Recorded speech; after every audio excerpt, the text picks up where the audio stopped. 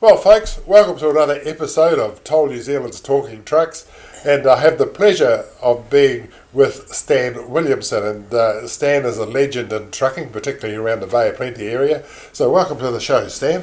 Thank you, Bill. Well, I don't know if you know it, but some have told me that your nickname's called the late Stan Williamson, and they say you're pretty much late for everything. maybe you could just give us a clue. I mean, you obviously know a lot of people, and like me, you're sort of, Bill, what about this and what about that? And I said, listen, I'm supposed to be, oh no, it'll only take a minute. Well, that's pretty much what happens. If I've got an appointment to be somewhere, I like to be on time. But yes, there's a lot of people around and there's a lot of people asking a lot of questions. And hey Stan, what about this? Or hey Stan, what about that? And I just do my best to help. Good on you. How old are you, Stan? I'm 83 years young, that is. Yeah, they tell me that the 83 is the new 63. I mean, you feel well and healthy, and you still drive a truck, and that in itself is amazing. I don't really know too many 83-year-olds that are still spending a day in the truck.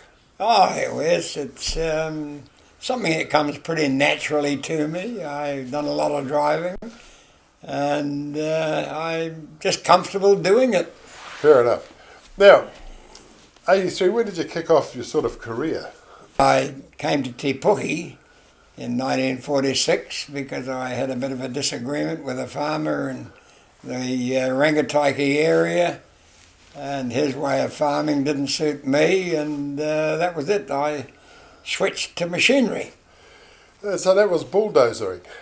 Bulldozers sort of really made New Zealand. I mean, you basically prepared the land and got the roads into some sort of shape. And back in that time, I guess there was plenty to do. Oh, yes, and there still is plenty to do. But yes, I enjoyed land development work, and I enjoyed roading. And eventually I clocked up 50,000 hours on bulldozers. Wow. And so, did you sort of decide that's you? So you started an actual business in bulldozing or contracting? Yes, I worked from 46 until 53 as a driver for other people, and an opportunity came my way in 1953, so I took it and started into what was basically a farm service type of contracting business, hay baling, drain cleaning with the old drag lines, and bulldozing. When was the first time you had anything to do with a truck? I suppose you needed one for your bulldozer business, would you? Yes, we had to have a truck to shift the bulldozer around. I started off with one Fordson Major and a hay baler and a rotary hoe and a international bulldozer. Of course, we had to move it around, and for that work we had an old 1947 or 8 Morris with an Italian Sora motor in it. And I've never heard of one of them. A wonderful experience. Experience that every young man should have. So you got to know how the whole thing worked pretty quick? Indeed. Yes. Oh, this is just interesting that I've never had a BMC or an actual Morris engine in it. Yeah. Did you buy it new or did you buy it second hand? No, it was bought very, very second hand, and we found out later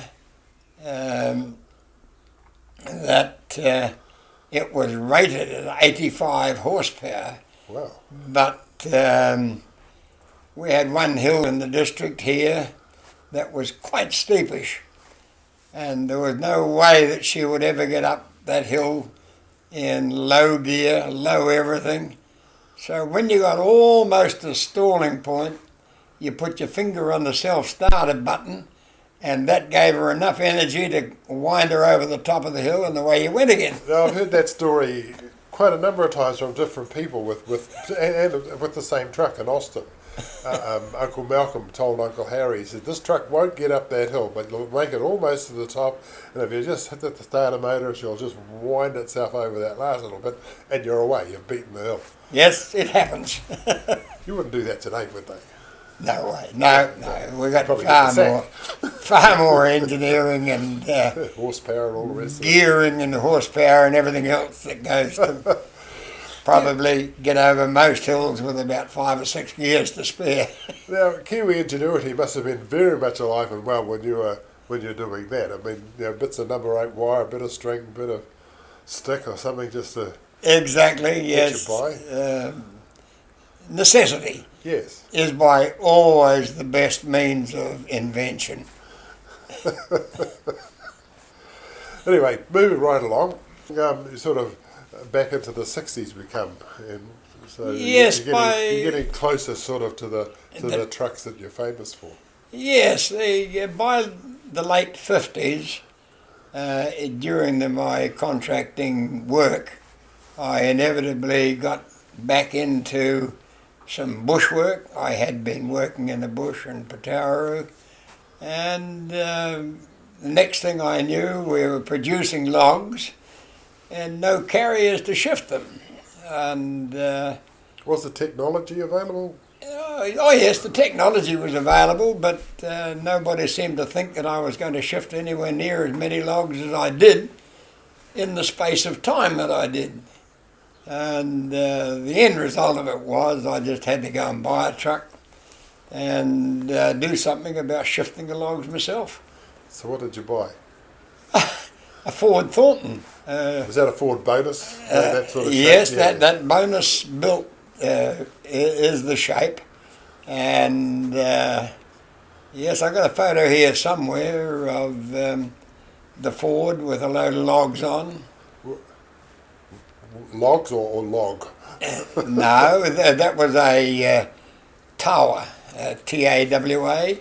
There was quite a bit of it in the hinterland up here, and we were doing quite a lot of that work. Great timber for housing flooring. Oh, okay. And big demand for it.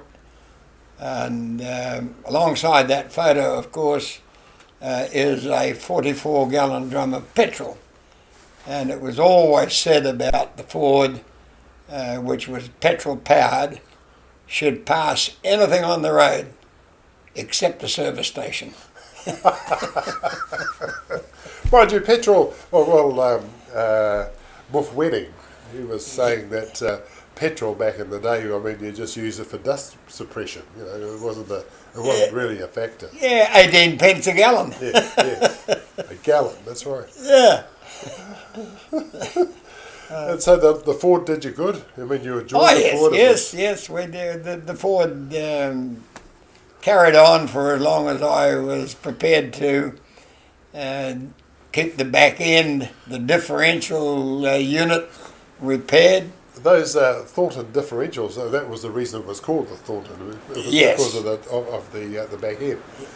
Were they as reliable as... They were not reliable, full stop. Oh, okay. So they were something that were just way overloaded for New Zealand conditions. Oh, right. Yeah. It's like, I think one of the salesmen were saying with Eaton diffs, that the Eaton man came out and had a look at what people were doing with them, and he said there's absolutely no way that the Eaton diff was ever meant to do that. That'd be right. And it's the same with your Thornton back end. Exactly, yep. The Kiwi gets hold of it, oh, yeah, terrific. Now we can do it. Yeah, right. At whatever cost. Yes. Well, that's amazing. I actually thought that the Thornton back ends were a bit more reliable than what you were saying, but never mind. You've used the thing and you've had the experience, so yeah. Yeah, just one of those things. It was a passing era. They were a wonderful invention for the time. Yes. But of course, the first thing that Kiwis did with a Ford Thornton was to put a trailer on its back and then send it up into the bush. Put a giant log on it. No metal roads or anything else, and it was a big learning curve for a lot of people. Was there anything that came of that Thornton that people thought about that they sort of thought, now we could do this better if we do this, this and this?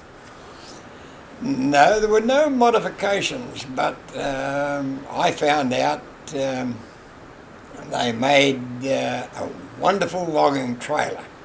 You could chop all the power head and gearing out of it, and they made an excellent log trailer, and that was where mine finished up. It was like somebody who had a Skoda. People says, they want to think of a Skoda. I said, why don't you sell it to the harbour board? What will they do with it? Well, they make good moorings. Yeah, exactly. Same type of thing. Yeah. So moving right along, you're sort of coming up into the 60s? Yes, I decided that there was no future in trying to mix logs with petrol, and we just had to get into diesel. And at the time, the best diesels that I knew that were available were Leyland, and they were a good, well-proven, reliable motor. Albeit the fact that they were a bit underpowered, but however, we can live with that for the time being. And away we went and bought Leyland Comets, and later got into the lighter weight tandem drives in form of Albion, and then a couple of those, and then we got into the heavier Leylands, being the Hippos, and from there we went on through the era of the ergomatic AECs, and eventually settled into the Leyland Crusader in the early 70s. Yes, during the later 60s, early 70s, I had an opportunity to expand and be slightly less reliant on export logs. And I wanted to get into the domestic market, so I bought a company in Taupo, Oregon Hauling Company Limited, and I expanded that. It was just a little 4-truck and a loader company when I bought it, and within a relatively short number of years, it was about a 20-truck company carting over a major part of the North Island, principally in heavy transport and in logs.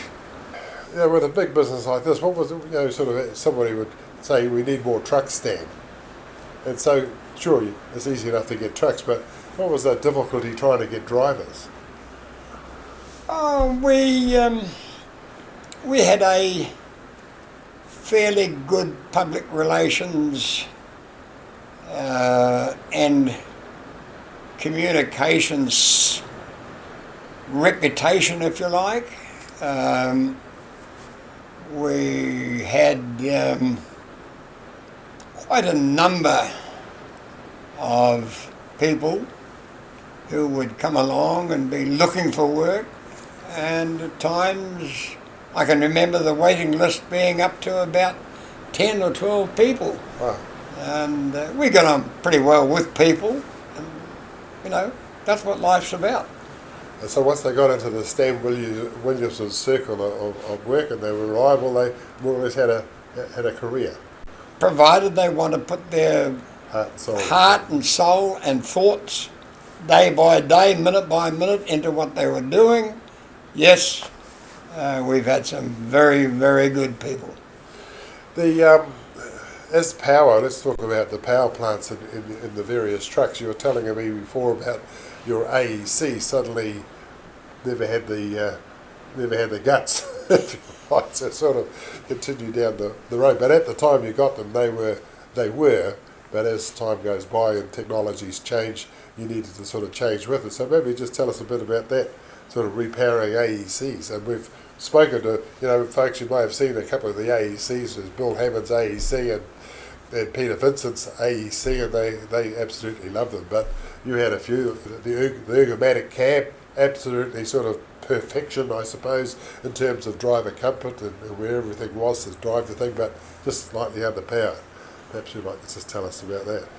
Yes, well, we found generally that, of course, Kiwis get hold of trucks, and as a 6x4 or something like that, they're not in their parent company, in their homeland, not really designed for the contours of New Zealand, and the English and continental contours are a whole lot easier to live with.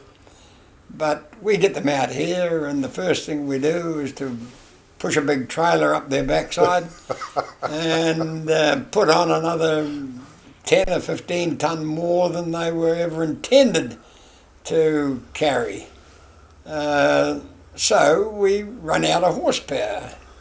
And the thing that I found was that we were not getting big mileage out of the Leyland or the AEC motors in particular.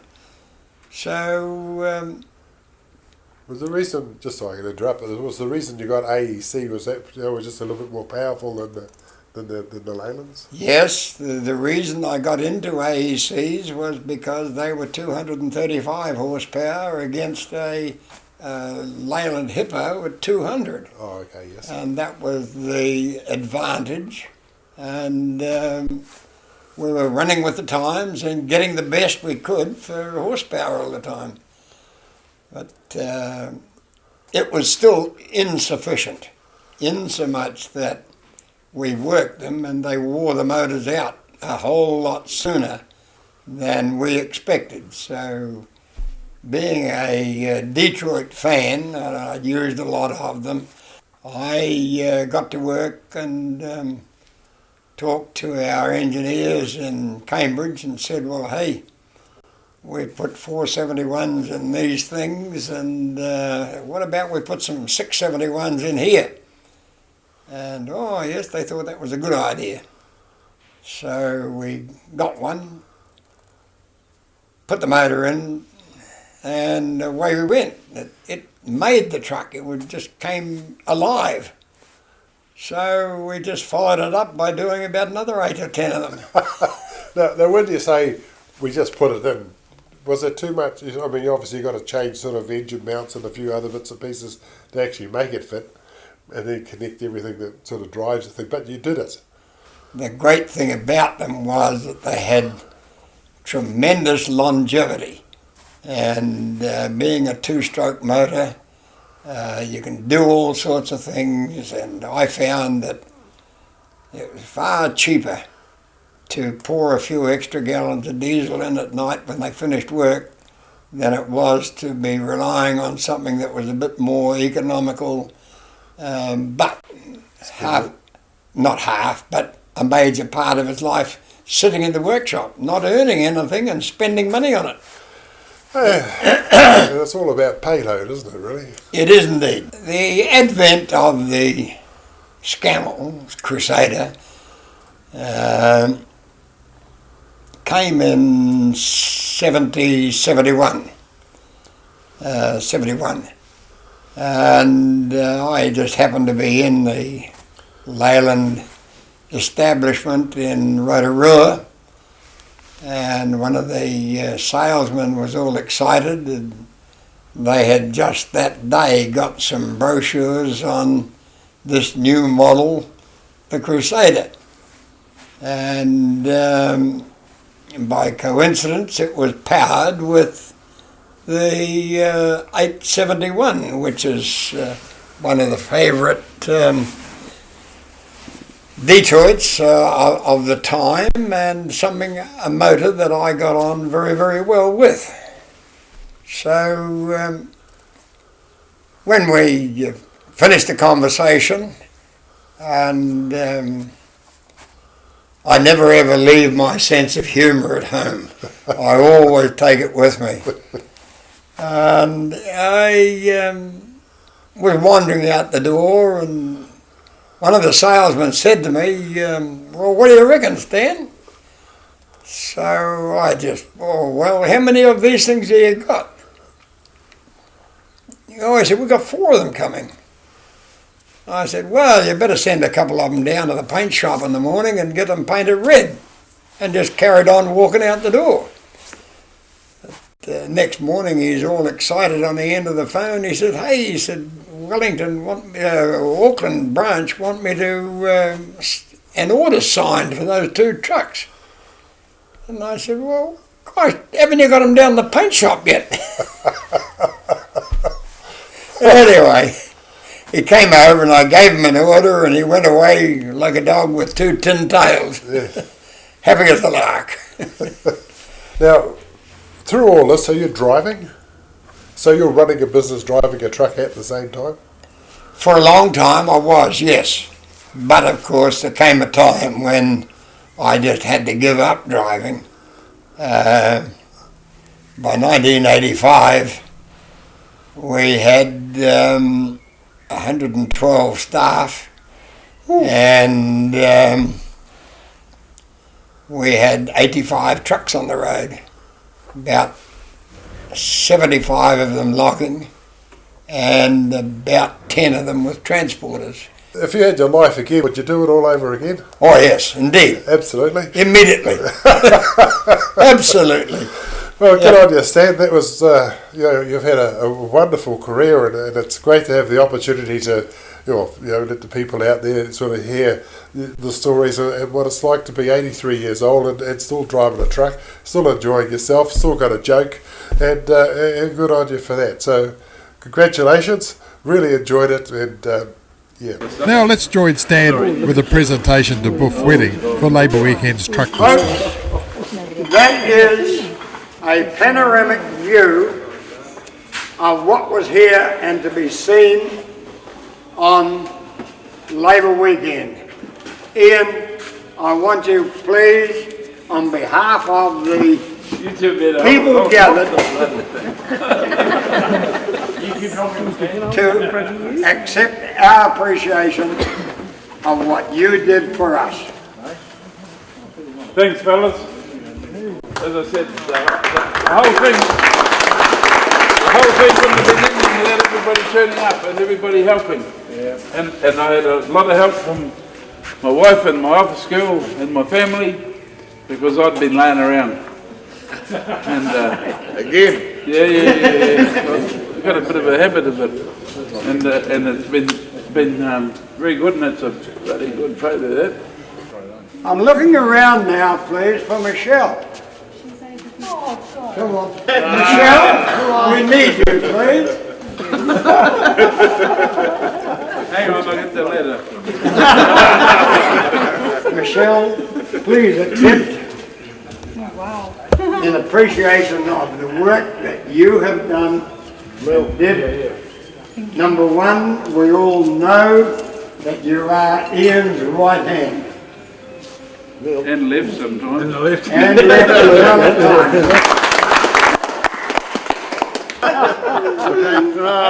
We wish you a Merry Christmas. We wish you a Merry Christmas. We wish you a Merry Christmas and a Happy New